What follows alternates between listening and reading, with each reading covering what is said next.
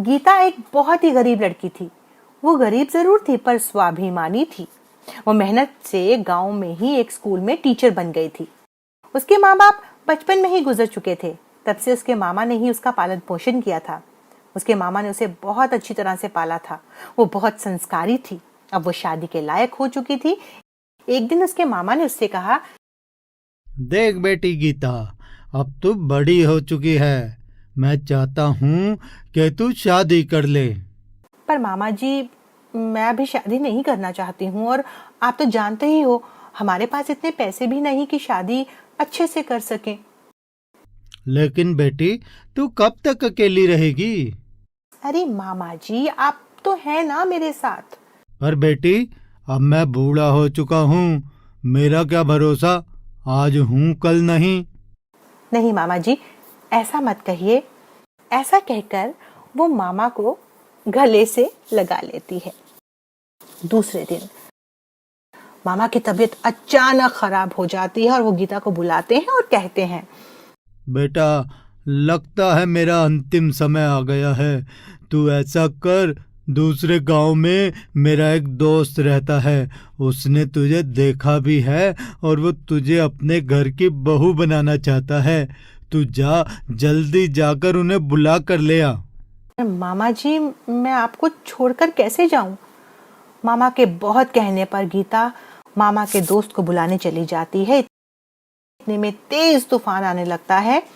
ऐसे लग रहा था कि कोई अनहोनी होने वाली है। गीता भागती भागती मामा के दोस्त के घर पहुंच जाती है। गीता के मामा का दोस्त, जिसका नाम मनोहर लाल था, वो सब जानकर गीता के साथ उसके घर की तरफ चल देते हैं। घर पहुंचकर गीता देखती है कि उसके मामा तो गुजर चुके हैं। गीता रोने लगती है। गीता का होने वाला ससुर उसे चुप कराता है। वो देखता है कि मामा के बिस्तर के पास एक चिट्ठी पड़ी थी जिसमें सारी बातें लिखी थी। चिट्ठी पढ़कर वो गीता को अपने साथ ले जाने की बात करता है, लेकिन गीता मना कर देती है। मैं आपके साथ नहीं आ सकती। देखो बेटी, तुम्हारे मामा की यही इच्छा थी। क्या नहीं चाहती कि तुम्हारे मामा की आत्मा को शांति मिले? लेकिन मैं किसी की दया के सहारे अपनी जिंदगी नहीं गुजार सकती। मैं पढ़ी लिखी हूँ, कुछ भी करके अपना गुजारा कर लूंगी। देख गीता बेटी, तेरे मामा मेरे बहुत अच्छे दोस्त थे। उन्होंने तेरे बारे में मुझे सब कुछ बताया है और सब कुछ सोच समझ कर ही मैंने फैसला किया है कि मैं तुझे अपने घर की बहू बनाऊं।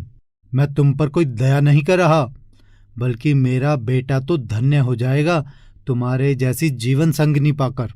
बहुत समझाने पर वो सेठ मनोहर लाल के साथ जाने को राजी हो जाती है। सेठ जी गीता को अपने घर ले जाते हैं। मनोहर लाल की पत्नी थोड़े गर्म स्वभाव की थी, इसीलिए वो गीता को एक जगह बिठाकर अपनी पत्नी के पास जाते हैं और उसे गीता के बारे में सब बताते हैं। अरे, तुम्हारा दिमाग खराब हो गया है क्या? मैं इस गरीब लड़की को अपने बेटे की पत्नी बनाऊंगी? ऐसा तुमने सोच भी कैसे लिया? मनोहर लाल उसे चुप होने के लिए कहता है, लेकिन वो चुप नहीं होती। फिर वो आगे कहती है, क्या मैंने अपने बेटे पर जो पैसा खर्च किया है, उसे जो पढ़ाया लिखाया है, उसे बड़ा आदमी बनाया है, वो सारे पैसे तो वसूल करूंगी कि नहीं? अरे बिमला, तू जानती नहीं है, इसके मामा ने इसके नाम बहुत सारी दौलत की हुई है और शादी के बाद वो सारी हमारी हो जाएगी। क्या आप सच बोल रहे हैं? हाँ बिमला, मैं एकदम सच बोल रहा हूँ। बिमला वहां से गीता से मिलने बाहर चली जाती है। आओ आओ बेटी, इसको अपना ही घर समझो, चलो मेरे साथ अंदर। जय हो भगवान, आखिर ये चाल काम आ गई।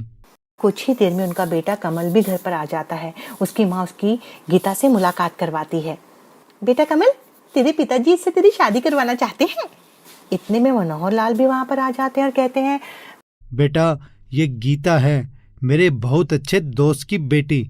मैं चाहता हूँ कि तेरी शादी इससे हो जाए। मुझे कोई एतराज नहीं पिताजी, जैसा आप ठीक समझे, पर पहले आप गीता की मर्जी भी जान लीजिए। गीता भी मान जाती है और कुछ दिनों में उन दोनों की शादी हो जाती है। और शादी के 2 दिन बाद ही, क्यों जी, अब तो इसकी सारी दौलत अपनी हो गई ना? बिमला, मुझे माफ करना, लेकिन सच्चाई ये है कि और मनोहर लाल सारी सच्चाई बिमला को बता देते हैं। सब जानकर बिमला को बहुत गुस्सा आता है। उसका तो सपना ही चूर चूर हो गया था। उसने तो कोई बड़े सेठ की बेटी को अपने घर की बहू बनाने की सोची थी, पर गले पड़ गई थी गीता। अब बेचारी बहुत गरीब लड़की जो अपने साथ कुछ भी नहीं लाई थी। बेचारी क्या करती, सारे सपने धरे के धरे रह गए। गीता की सास को गीता बिल्कुल पसंद नहीं थी। गीता दिन रात घर के कामकाज में लगी रहती थी, पर उसकी सास को जरा भी उस पर दया नहीं आती थी। वो उस पर और अत्याचार करने लगी थी। वो हर दिन कोई ना कोई खामी निकालती थी। है, ये कैसी चाय बनाई है, एकदम बेकार। ये बोलकर वो चाय का कप नीचे गिरा देती थी। लेकिन मनोहर लाल और कमल गीता से बहुत खुश थे। एक दिन की बात है, गीता की सास अचानक बिस्तर से नीचे गिर गई और उसकी कमर में चोट लग गई। वो चल फिर भी नहीं पा रही थी।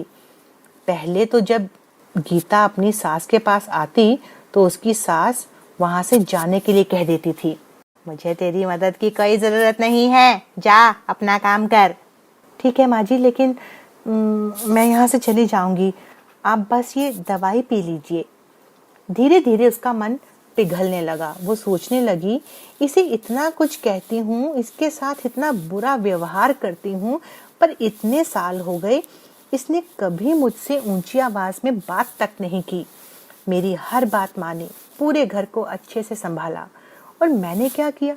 इसके गरीब होने की वजह से मैं इसकी अच्छाई देख ही नहीं पा रही हूँ। अगर ये मेरी अपनी बेटी होती तो फिर भी मैं क्या इसके साथ ऐसा होने देती? नहीं नहीं। फिर वो गीता को आवाज देती है, गीता, गीता बेटी, कहाँ है तू? उसकी प्यार भरी आवाज सुनकर मनोहर लाल और कमल भी बाहर आ जाते हैं। वो तो बहुत हैरान थे, आज ये सूरज कहाँ से निकला है जो माँ इतने प्यार से गीता को बुला रही है। बेटा कमल, ये आज सूरज कहीं पश्चिम दिशा से तो नहीं निकला है। मैंने तो तेरी माँ को आज तक कभी भी इतनी प्यार से किसी को बुलाते हुए नहीं सुना। कमल और मनोहर लाल अपनी बिमला के पास जाते हैं। माँ, तुम्हारी तबीयत तो ठीक है ना? ये आज तुम्हें क्या हो गया है जो गीता के लिए इतना प्यार उमड़ रहा है? हाँ हाँ, मैं भी हैरान हूँ। पिछले 5 महीनों में तो तुमने गीता को अपने आसपास भी नहीं भटकने दिया, और आज ये काया पलट कैसे? बस करो तुम दोनों, क्यों मुझे ताने देकर मार रहे हो? इतने में गीता भी वहां आ जाती है। बिमला गीता को अपने गले लगा लेती है और कहती है, बेटी मुझे माफ कर दे, मैंने तेरे साथ बहुत बुरा किया। नहीं नहीं माँ जी, ऐसा मत कहो, आप बड़ी हैं, जैसे आपको ठीक लगा आपने किया, और जैसा मुझे ठीक लगा मैंने किया। बेटी तो कितनी अच्छी है, भगवान करे हर बहू तेरी तरह हो, जिसने मेरी जैसी कठोर का भी दिल पिघला दिया। और फिर सब कुछ ठीक हो गया। अब वो सब मिलकर हंसी खुशी रहने लगे। गीता ने गरीबों के लिए एक स्कूल खोला और मुफ्त में गरीबों को पढ़ाने का काम करने लगी। कुछ दिनों में ही वो मशहूर हो गई। हर कोई उसी का उदाहरण देने लगा।